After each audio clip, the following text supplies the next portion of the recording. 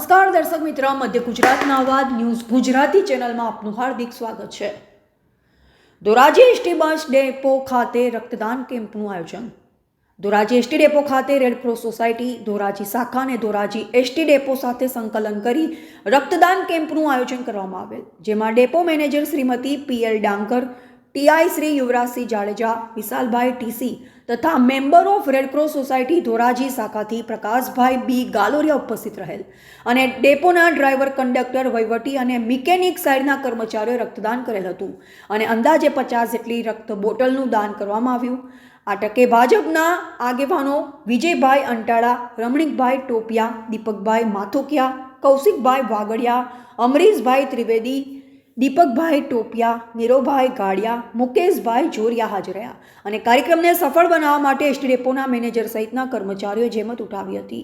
Reporter Nayanbhai Ravrani. નામ પ્રકાશ કુમાર બી Galoriya, Indian Red Cross society Dhoraji તાલુકા branch.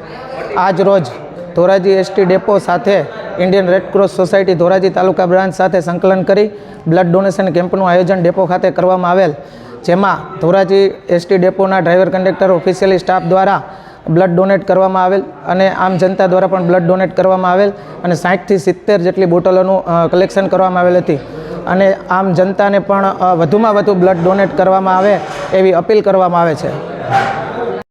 Manager Shri Dhoraji PL ડાંગર આજ રોજ ઇન્ડિયન રેડક્રોસ બ્રાન્ચ ધોરાજી દ્વારા ધોરાજી ડેપોમાં આવી driver, conductor, ADM staff, workshop staff તમામ કર્મચારીઓ સાથે સંકલન કરી અને અમે આજરોજમાં રક્તદાન મોટાભાગના કર્મચારીઓ કરે જેવું અમારું આજરોજનું આયોજન છે।